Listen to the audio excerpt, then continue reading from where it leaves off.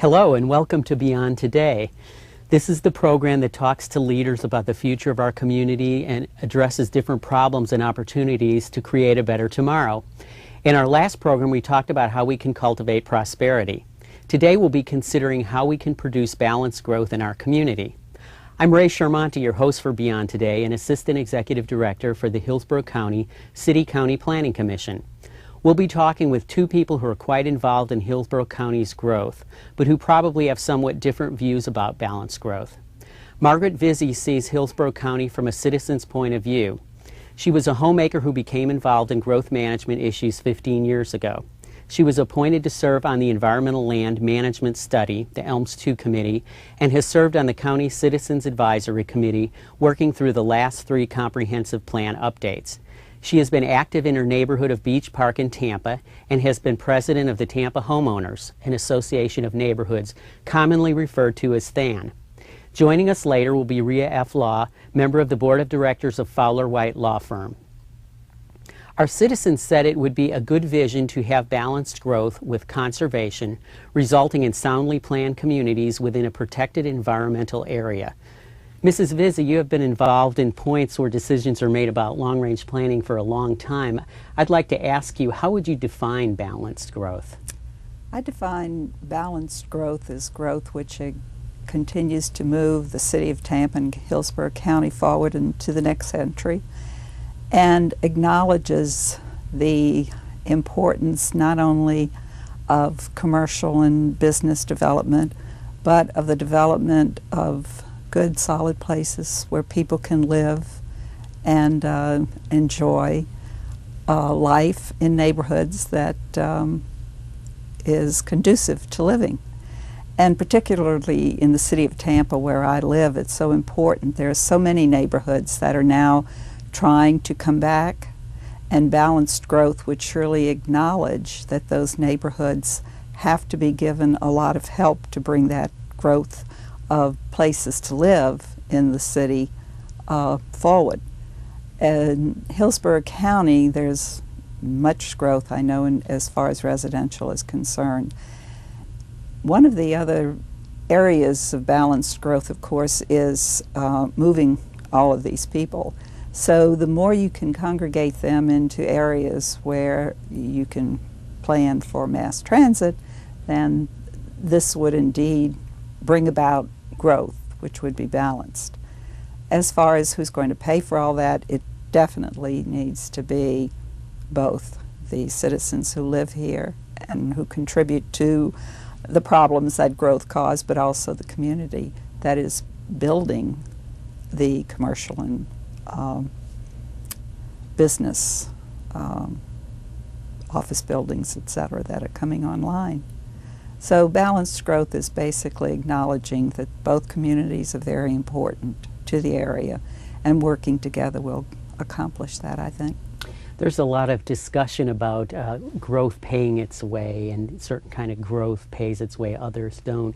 In your opinion, what is the type of growth that you think is more likely to pay its own way as far as having a positive effect on the community and also paying for the infrastructure needed to accommodate it? Well, I truly feel that any totally new development in one way must pay its way, and that is through impact fees. We just passed, as we are all aware, this half-cent sales tax to take care of many of the problems that occurred in the past without acknowledging the fact that growth needed to be paid for. And it's difficult for me to see that half-cent sales tax being able to do things that will support growth in the future. We're going to need all of those just to keep up and repair, bring some of the infrastructure up to date that is falling apart. So how do you pay for it? I think everybody has to contribute. The new growth, the old growth, what's there already, and those of us who live here. There's no doubt that we all contribute. You've been involved in a lot of what I would call neighborhood revitalization or neighborhood planning efforts.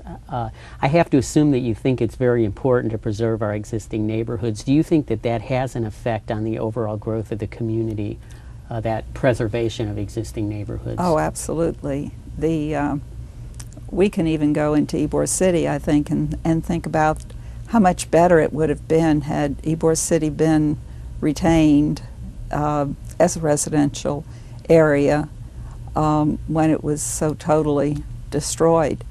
And some of the other Tampa Heights, Seminole Heights, the older neighborhoods, they're close to the downtown area, which I think is acknowledged for the county as the main business area. Our federal courthouse is being built here, and all of the city and county government is here. So the older neighborhoods are particularly in the city of Tampa, and most assuredly the revitalization of those neighborhoods and encouraging people to move back into those areas will indeed stop what we're calling urban sprawl. In other words, let's get them back into the urban area and prevent some of the growth cost that would be generated if this doesn't happen. You've kind of touched upon a subject, urban sprawl, and my next question was going to be what type of growth should be avoided. I guess, how would you describe that type of growth that you don't think should occur as being negative? Well, it's not so much I guess it's where you allow that growth to go. And there have been areas that have been designated urban service areas. And most assuredly, I would hope that in permitting new development, that particularly in the county, of course this is where those urban service areas are, that as requests come in, that the county commission will indeed look at the impact that allowing development in those areas, which are not now designated as urban service areas, to occur. Because we only, the problem becomes having to furnish the services that the urban area demands to development further out. So the more you can concentrate it in areas, the better off we will be. There's a lot of discussion relating growth to transportation and the interplay of land use and transportation. How do you see the transportation system fitting into this overall idea of balancing growth? Well, it's very interesting because I've always asked, you ask transportation planners, who should decide which? Should you put the land use and then transportation come along, or transportation and then let development happen around the transportation? And they each say one is first. I fully believe that once you make a decision and you have a growth plan, which is the comp plan in place, that for the transportation and land use to work together to serve one another, you have got to stick to that plan. And the more you get away from the plan that you put in place, or don't allow it to take effect and have changes on a regular basis, then trying to put into place a transportation system to service the people who live here and want to get to work, or to bring people from other areas, other counties, into Hillsborough or into the city of Tampa, the harder it will be. So most assuredly, planning and sticking to that plan is of great importance. Margaret, I know you probably always weren't interested in things like this. I'm curious as to how you got involved in the issue of growth management and balancing growth. Well, my first real involvement was traffic through my residential neighborhood. And there was a lot of growth happening in the West Shore area. And I live in an area which is sort of in a cubbyhole between West Shore and Kennedy, in that little area right there. And at one time there were 6,200 cars a day on a little 2-block street where I live that were cutting through. And of course they were going through the whole neighborhood, and everyone passed around petitions, and we had a whole stack of petitions. No one could take them down to it then Mayor Poe. That's how far back that was. So they said, please, would you take these down? And I brought them up to him, and he was very kind. He sat down and talked with me about it, and that was my first start with involvement. And I just, from there, went on to looking at other issues around the city, and both in land development and in transportation. So that dates way back. I guess I have to ask you, how would you encourage other citizens to get involved, and why do you think it's important that they are involved in these issues? It's so important for citizens to be involved. I know that's been one of the things that I've been trying to promote, particularly through the Tampa Homeowners Group, because I realized that so much happens around us that unless we're really paying attention to what's going on, and you can't only pay attention to land use and not look at the transportation or the stormwater problems or all of the issues that come together in growth and development, unless you really try to become aware and keep abreast of what's going on, you just don't know. And until someone's digging a hole or widening a street in front of your home, then you say, what happened? Because as I know, as I've gotten into this, planning goes on way before anything happens. As they always say, government takes 5 minutes to move a chair from one side of the room to the other. So you've got to be there when the discussion first begins, and that's why citizens need to really pay attention to what's going on. Well, thank you very much. I'd like to thank Margaret Vizzi for joining us today. We'll be right back and have you meet Rhea Law.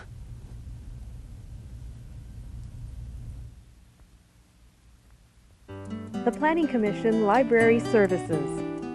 The Hillsborough County City County Planning Commission Library could be the resource you are looking for. The Planning Commission's library is the depository of the Planning Commission's plans and programs, as well as those of the Tampa Urban Area Metropolitan Planning Organization and the Hillsborough River Interlocal Planning Board. As a special planning library, it maintains extensive technical information and specialized data that could be the answer to your questions.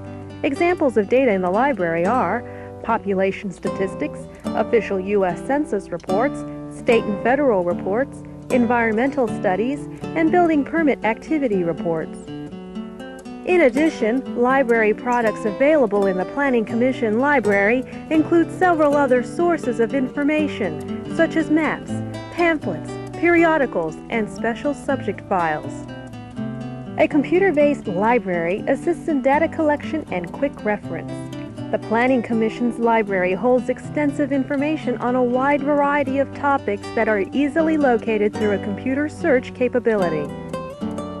The Planning Commission Library is electronically linked to the Tampa-Hillsborough County Public Library System, providing expanded access to information on a county-wide computer network. A full-time information and research librarian can assist you or direct you to the resources you need. For more information about the Planning Commission's library services, write or stop by. The Planning Commission, Hillsborough County Center, 601 East Kennedy, Floor 18, Tampa, Florida 33602. Or for an appointment, call 272-5940. Welcome back to Beyond Today. I'm your host, Ray Charmonti, and we've been discussing balanced growth. We're pleased to welcome our second guest, Rhea Law, who works in the areas of administrative, government, and environmental law, but also land use, mostly, with Fowler White Law Firm. Rhea, how would you define balanced growth from the perspective of a developer? Well, I think balanced growth is really the equilibrium of the goals that we have chosen for our community. So, for example, community-wide, you might be looking at having a good place to live, good job, quality job, not only for yourself but for your family. You would be looking at safety. You want fire protection, police protection, emergency medical service. You want reasonable utility rates. All of these things go into the mix of the goals that we have for our community, and as growth comes in, we look to see that it has either a net benefit or alternatively an equilibrium of all of those goals. I think that's a good answer. We're going to look at some of the growth that's taken place recently in Hillsborough County on a video that we've prepared. This is, of course, downtown Tampa, which is really the center of Hillsborough County and our prime business area, but it's also beginning to transition into an arts and cultural center, and soon to be a sports center with the opening of the Ice Palace, which is in this shot along the waterfront. The Ice Palace is going to be the home for the Tampa Bay Lightning. Play begins in October, which is coming very close, so everyone's very excited to tour the new facility. Yankees Stadium was a recent addition to our environment in Hillsborough County, built on Dale Mabry across from Houlihan Stadium. And we have Hyde Park, which shows some urban redevelopment taking place within the city that took an older neighborhood, added commercial, and really created a very nice environment. Ybor City also is making a comeback, again an existing neighborhood being put to new use with stores and entertainment facilities. This is another older part of the city near the Hyde Park area where we have new development taking place within the city, which our comprehensive plan encourages, as it does encourages preserving neighborhoods such as this that are found in various areas of Tampa where older homes have been restored or kept in good condition. We also want to point out that balanced growth also includes protecting our agricultural environment. Agriculture is one of the largest industries in Hillsborough County. Most people are probably unaware of that, but that is the truth. And many of us don't get out to the agricultural areas a lot, but it is something that we need to protect in the county. Rhea, you have been involved in the comprehensive plan and growth management for a long time, and there's always the discussion about does growth pay for itself? How would you describe that, or how would you say we should encourage the kind of growth that pays for itself, and what is that growth? Well, I think historically the kind of development that has paid for itself has been commercial, industrial, and office, because they don't have the additional criteria of schools and parks and some of the other things for the residential uses that are already here in the county. So it has been said for some time that those uses actually subsidize the residential. We have to understand, however, the residential was here first, and these companies come in and actually provide jobs for our people. So I think that's why the Department of Community Affairs and the state has really been focusing on sustainable growth. They've been focusing on mixed-use developments that has a mix so you can internalize the impacts for your projects. When you've brought up the term sustainable growth, I don't want to put you on the spot, but how would you describe sustainable growth? I think it is that growth which hits that equilibrium that we're talking about. You have a residential use that has all of the things with it to make that a reasonable and good place to live. For example, if you live in a community, you can work there or be able to get there without going to great deals of trouble. You have a good transportation system. All of the things that make the project work together for the benefit of the people that live there. As far as the plan goes for the county, I know that's sometimes a cumbersome process. Do you have any ideas on how that can be made better, I guess, or how it can work better? I think the emphasis here is on planning. What we're looking for, what developers are looking for when they come to this community is some kind of certainty. Where are you going to plan your facilities? What kind of infrastructure is necessary? I'll give you an example of stormwater. Right now, it's stormwater for an individual person who comes in and wants to build, whether it's a building or a house or a big project, they put individual stormwater facilities on each of their projects. It probably makes more sense to have a regional approach, to look at a master stormwater facility and maybe even link it with your recreational uses. It can be an amenity for the community. So there's a lot of things that we can do with linking by planning up front, and then as growth comes to this area, you tell them, this is your stormwater area, this is what you're going to contribute to, and now you can proceed with your project on your property.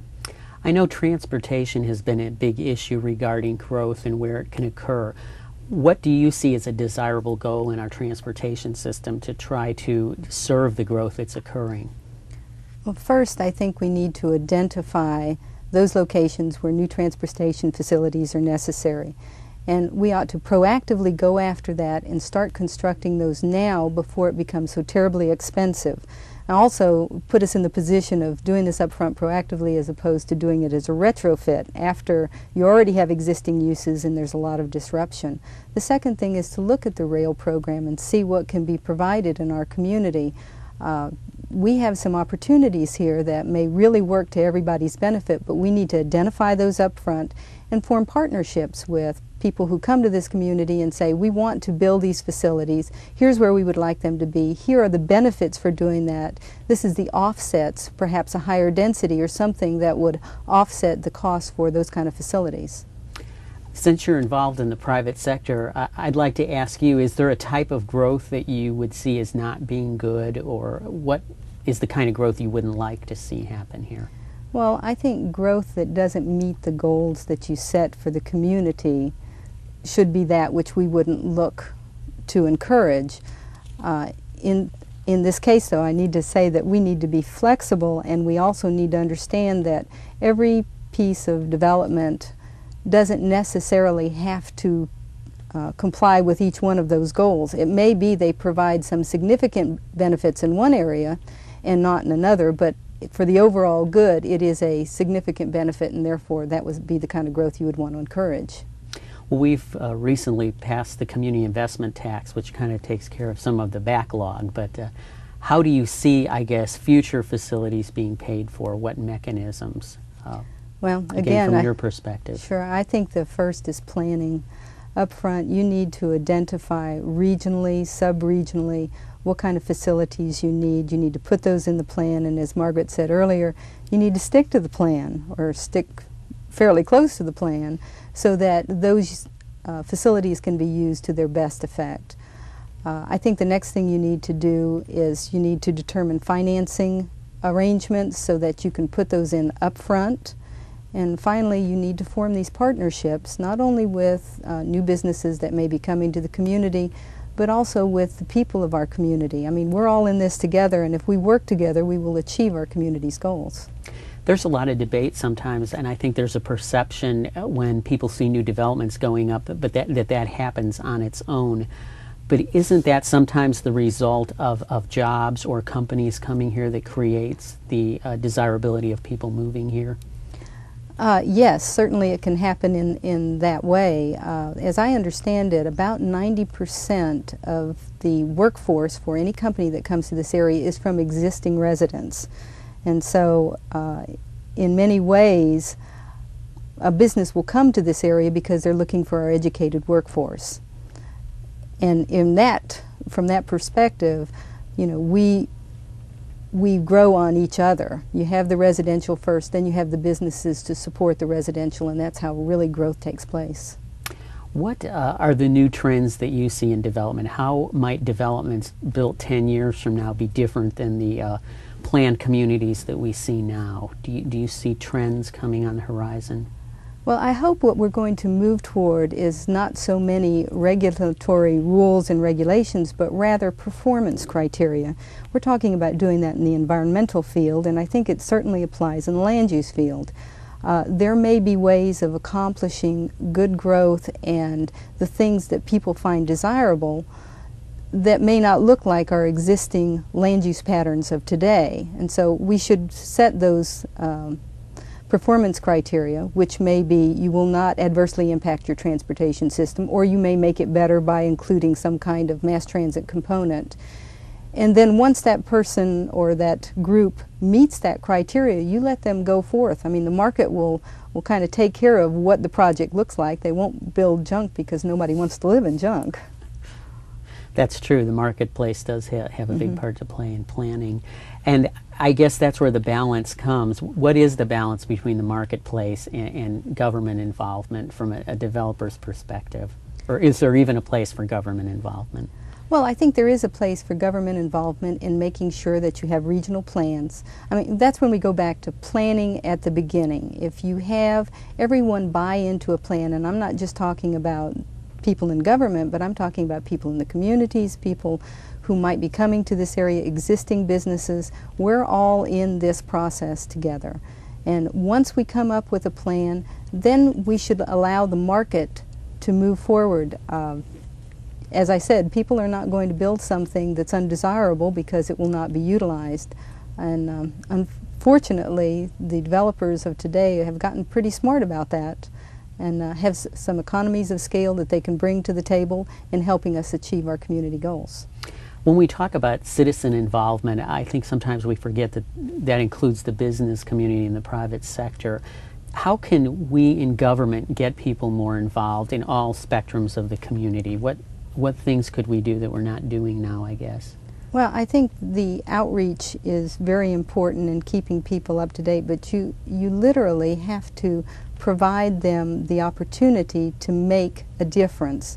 And in this case, many businesses don't have someone here who is involved on a day-to-day business. I mean, you need to get to that CEO or to the managing partner, if you will, of these companies and let them know we value your interest, and also as we make decisions, it's going to affect your business, so you need to be heard now. If you're not heard, then the results may be something that you find undesirable. Right, and I think that points out that sometimes when something's already being done, it's a little bit late for the input, but yet it is hard to get people involved up front. So maybe that is a way by contacting the owners of business. In your experience with the plan, and I know you've been through a couple of them also from a different side, what do you think that we can do to comprehensive planning and government regulations, which I think we all agree we have to have some, to make it better for the development community? Well, developers need two things. They need certainty and they need timely response. And both of those are very difficult in the regulatory arena that we currently have. I think if you were, one, to do your planning on a macro basis where you understand what's being required from for each of these areas, and then streamline your process. If you come up with performance standards and you have them meet those, you should let them move forward. The private sector has been doing this for a long time. In many cases, they're very capable of doing an excellent job and coming up with something that's desirable for the community. So once they meet those performance standards, perhaps we could streamline some of the ongoing reviews. Great. Well, I'd like to thank my guests, Margaret Vizzi and Rhea Law, for being with us and talking with us about balanced growth. Please join us next month when we'll be talking about providing effective transportation. I'm Ray Charmonti, and on behalf of the Planning Commission, I thank you for thinking beyond today.